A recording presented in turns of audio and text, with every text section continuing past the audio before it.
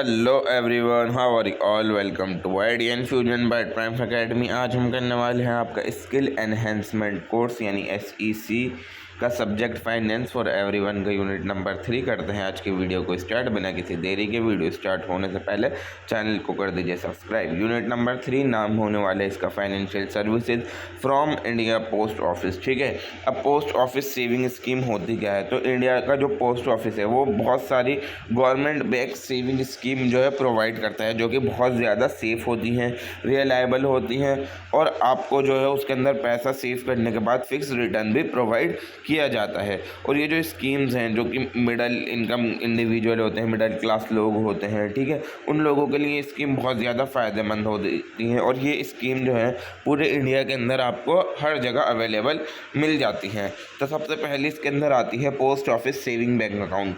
ठीक है, जैसा आपका नॉर्मल बैंक अकाउंट के अंदर सेविंग अकाउंट होता है उसी तरीके से पोस्ट ऑफिस के अंदर भी आपका क्या होता है, सेविंग बैंक अकाउंट होता है। इसके अंदर मिनिमम बैलेंस आपका चाहिए होता है 500 रुपये और इंटरेस्ट रेट जो मिलता है इस पर आपको मिलता है 4% पर एनम का। और हो सकता है ये टाइम टू टाइम चेंज भी होता रहे, बट जो नॉर्मल रेट है वो 4% का चलता है। ठीक है, कि इंटरेस्ट रेट आपको कितना मिलेगा, 4%।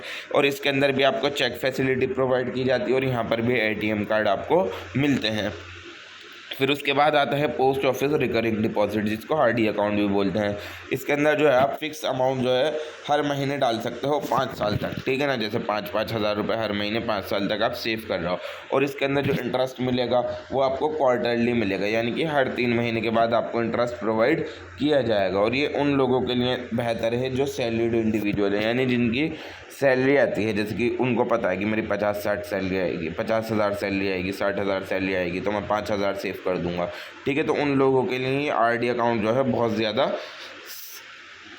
वैल्यूएबल है। ठीक है, क्योंकि उनकी रेगुलर इनकम है और वो उसके अंदर से अपना मंथली अमाउंट निकाल कर डिपॉजिट कर सकते हैं। और इसके अंदर मिनिमम डिपॉजिट कितना चाहिए होता है, 100 रुपये पर मंथ। ठीक है, पोस्ट ऑफिस टर्म डिपॉजिट क्या होता है, TD जिसको बोलते हैं, ये भी फिक्स डिपॉजिट की तरह होता है, बट वो सिर्फ आप 5 साल के लिए कर सकते थे, या आप 1 साल, 2 साल, 3 साल, 4 साल, 5 साल के लिए भी कर सकते हो। बट इसके अंदर जो इंटरेस्ट मिलता है वो आपको एनुअली मिलता है, यानी कि साल के एंड में ही मिलेगा, बट जो कैलकुलेट होगा वो क्वार्टरली आपकी स्क्रीन पर शो होने लगेगा, यानी कि हर 3 महीने बाद जो है कैलकुलेट होकर आपकी स्क्रीन पर शो होने लगेगा वो।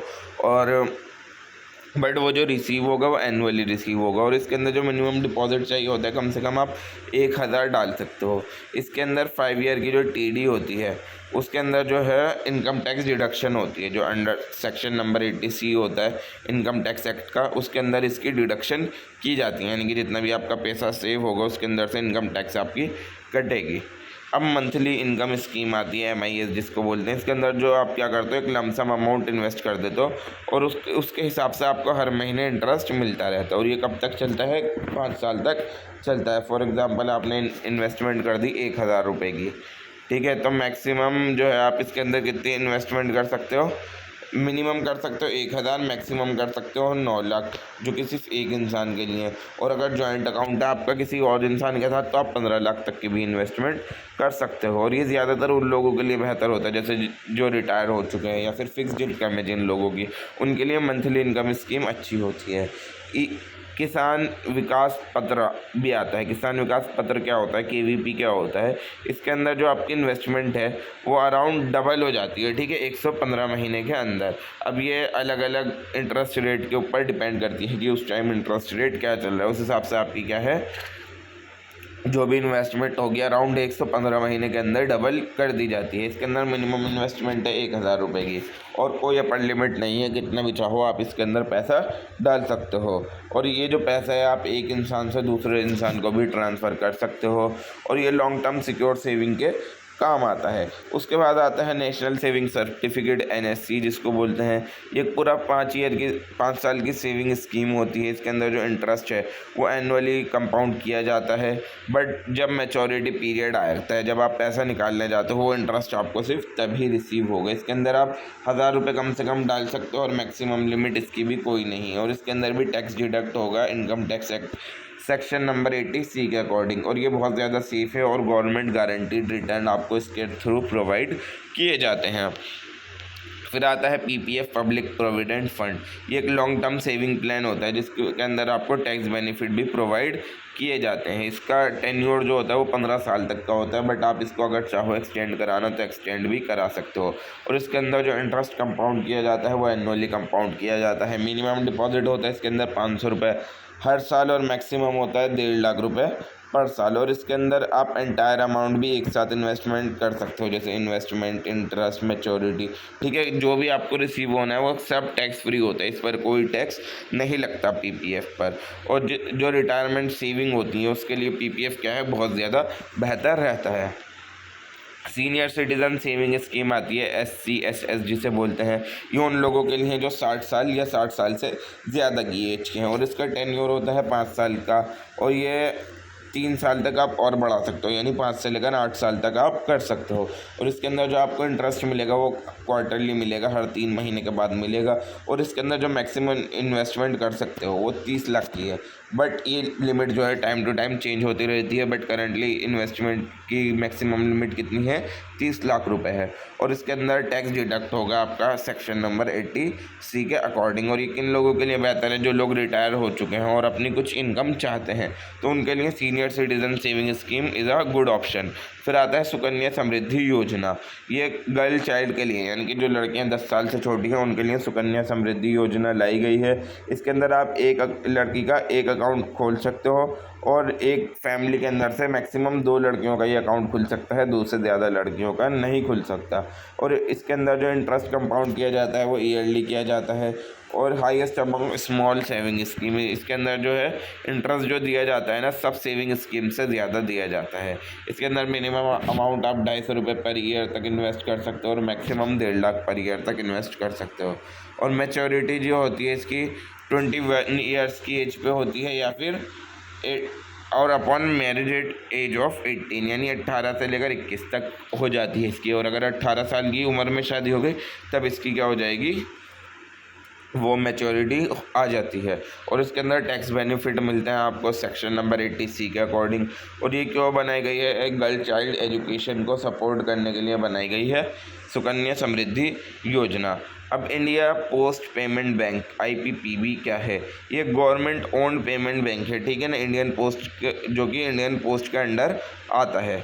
और ये इस वजह से लॉन्च किया गया है, जो यानी कि जो बैंकिंग सर्विसेज हैं वो पोस्ट ऑफिस के थ्रू मतलब प्रोवाइड करवाई जा सकें, और डोर स्टेप सर्विसेज लोगों को मिल सकें। फीचर्स क्या क्या हैं इसके अंदर, कोई मिनिमम बैलेंस नहीं चाहिए होता, और इसके अंदर आप सेविंग अकाउंट भी खोल सकते हो, साथ साथ करंट अकाउंट भी ओपन कर सकते हो। डिजिटल बैंकिंग भी कर सकते हो, मोबाइल ऐप्स का यूज़ करके फ़ंड को भी ट्रांसफ़र कर सकते हो, सारी फैसिलिटीज़ का यूज़ करके, जो कि हमने पिछले यूनिट में पढ़ी है, NEFT, IMPS, UPI। और इसके अंदर जो है पोस्टमैन सर्विसेज भी आपको अवेलेबल मिलती है, या फिर ग्रामीण डाक सेवक जो होते हैं वो सर्विसेज भी आपको इसके अंदर अवेलेबल मिलेंगी। और ये क्या चीज़ इनकरेज करती है, फाइनेंशियल इंक्लूजन इनकरेज करती है रूरल एरियाज़ के अंदर, यानी गांव के अंदर फाइनेंशियल इंक्लूजन इनकरेज करती है। अब मनी ट्रांसफ़र सर्विसेज कौन कौन सी आती हैं, जो इंडियन पोस्ट है वो आप उसके थ्रू आप डोमेस्टिक भी पैसा ट्रांसफ़र कर सकते हो, डोमेस्टिकली भी और इंटरनेशनली भी मनी ट्रांसफ़र कर सकते हो। उसके अंदर सबसे पहले आता है मनी ऑर्डर। मनी ऑर्डर जो है ये सबसे पुराना मेथड है कि पोस्ट ऑफिस के थ्रू जो आप पैसा भेजते थे। इसके अंदर जो सेंडर है वो पहले डिपॉजिट करेगा अपना मनी, और जो रिसीवर है उसको घर पर के उसका कैश मिल जाएगा। और ये सेफ़ होता था और बहुत ज़्यादा यूज़फुल होता था जब बैंकिंग अनअवेलेबल थी, यानी बैंकिंग का कोई सिस्टम नहीं था। फिर उसके बाद आया ई मनी ऑर्डर, ये और ज़्यादा फास्ट होगा, इलेक्ट्रॉनिक वर्जन होगा ये मनी ऑर्डर का, ठीक है। इसके अंदर से जो भी आपको पैसा भेजना हो या रिसीव करना हो आप कंप्यूटर सिस्टम से कर सकते हो इंडिया पोस्ट के। और ये बहुत ज़्यादा रिलायबल है और बहुत ज़्यादा ट्रैकेबल है। और इसके अंदर आता है उसके बाद इंस्टेंट मनी ऑर्डर। यह जब आपको स्मॉल अमाउंट भेजनी होती है ना, 50,000 तक की, ठीक है, क्विकली मतलब जल्दी से भेजनी है, तब इंस्टेंट मनी ऑर्डर का इस्तेमाल किया जाता है। और इसके अंदर जो रिसीवर है वो मिनट्स के अंदर उसको पैसा मिल जाता है उसके डिज़ाइनेटेड पोस्ट ऑफिस के ऊपर, और ये ज़्यादातर एमरजेंसीज़ के टाइम काम आता है। उसके बाद आता है इंटरनेशनल मनी ट्रांसफ़र सर्विसेज।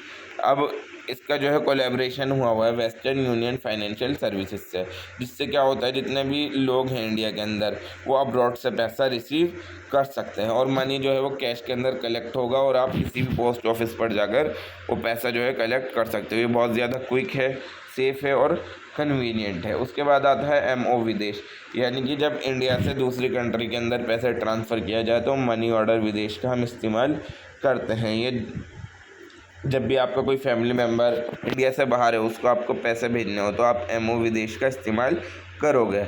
इसके अंदर जो है आप इंडिया पोस्ट से पैसा ट्रांसफ़र कर सकते हो, क्योंकि उनके बहुत सारे इंटरनेशनल पार्टनर होते हैं हर कंट्री के अंदर, तो उसके थ्रू पैसा ट्रांसफ़र हो सकता है। मनीग्राम इंटरनेशनल मनी ट्रांसफ़र आता है। उसके बाद ये वेस्टर्न यूनियन की तरह ही है, ठीक है। इसके अंदर जो है जो लोग हैं इंडिया के अंदर वो पैसा रिसीव कर सकते हैं अब्रॉड से और बहुत जल्दी, ठीक है। इसके partner with India post and for reliable delivery, और ये इंडिया पोस्ट के एक तरीके से पार्टनरशिप हुई हुई है इनके साथ, ताकि रिलायबल डिलीवरी हो जाए पैसों की। और इंडियन पोस्टल ऑर्डर आता है IPO जिसको बोला जाता है। ये ज़्यादातर स्मॉल पेमेंट करने के काम आता है पोस्ट ऑफिस के थ्रू। जैसे कि आपको एग्ज़ाम फ़ीस पे करनी है, एप्लीकेशन फ़ीस पे करनी है, तो IPO का यूज़ कर सकते हो। और जैसे कि इसके अंदर फिक्स डिनोमिनेशन के अंदर होता है, जैसे 1 रुपये, 2 रुपये, 5 रुपये, 10 रुपये, ठीक है। इस तरीके से इसके अंदर फिक्स डिनोमिनेशंस होती हैं। तो समरी टेबल देखते हैं क्या क्या पढ़ा हमने आज की वीडियो के अंदर। सेविंग बैंक के बारे में पढ़ा, ये सिंपल अकाउंट होता है जिसके अंदर आपको इंटरेस्ट मिलता है और साथ साथ ATM और चेक की फैसिलिटी भी आपको मिलती है। रिकरिंग डिपॉजिट अकाउंट बना, इसके अंदर आप मंथली फिक्स डिपॉजिट करते हो और 5 साल तक के लिए खोला जाता है। टर्म डिपॉजिट पढ़ा, जिसके अंदर आप 1 से लेकर 5 साल तक फिक्स डिपॉजिट कर सकते हो, बट इसके अंदर इंटरेस्ट रेट हाई होता है। MIS पढ़ा कि मंथली इंटरेस्ट आपको मिलता है, जब आपने मतलब एक लमसम अमाउंट डिपॉजिट कर दिया तो उसके हिसाब से आपको मंथली इंटरेस्ट मिले जा रहा है। KVP यानी कि इसके अंदर आपका फिक्स टाइम के अंदर पैसा डबल हो जाता है और ये लॉन्ग टर्म सेविंग्स के लिए बहुत ज़्यादा यूज़फुल होता है। NSC ये 5 साल की टैक्स सेविंग्स इन्वेस्टमेंट स्कीम होती है। PPF ये long term tax free saving होती है जिसकी 15 साल तक की टर्म होती है। SCSS पढ़ा, ये सीनियर सिटीज़न के लिए होती है और इसकी भी 5 साल तक की टर्म होती है। SSY पढ़ा, ये होती है गर्ल चाइल्ड के फ्यूचर के लिए और इसके अंदर भी आपको बहुत सारे टैक्स बेनिफिट प्रोवाइड किए जाते हैं। IPPB पढ़ा, ये डिजिटल बैंकिंग जो आप पोस्ट ऑफिस के थ्रू करते हो IPPB के अंदर आएगी। मनी ऑर्डर पढ़ा कि कैसे किस तरीके से पहले पैसा भेजा जाता था इंडियन पोस्ट के थ्रू। मनी ऑर्डर, कि अब इलेक्ट्रॉनिक वर्जन आ गया मनी ऑर्डर का, तो मनी ऑर्डर हो गया वो। IMO पढ़ा कि जब भी आपको इंस्टेंट कैश भेजना हो इंडिया के अंदर ही अंदर, तो IMO का इस्तेमाल ही किया जाता है। वेस्टर्न यूनियन या फिर मनीग्राम, जब भी आपको और अब्रॉड से पैसा रिसीव करना हो तो वेस्टर्न यूनियन मनीग्राम का इस्तेमाल हो जाता है। MO विदेश, जब भी आउटसाइड इंडिया पैसा भेजना हो तो MO विदेश का इस्तेमाल होता है। और IPO स्मॉल वैल्यू पेमेंट विया पोस्ट ऑफिस, जब आपको थोड़ी बहुत पेमेंट करनी हो पोस्ट ऑफिस के थ्रू तो IPO का इस्तेमाल कर सकते हो। तो यूनिट नंबर 3 होता है ख़त्म। हम मिलते हैं आपसे नेक्स्ट वीडियो के अंदर यूनिट नंबर 3 के साथ। बने रहिए आइडिया इन्फ्यूजन के साथ। Thank you so much for watching.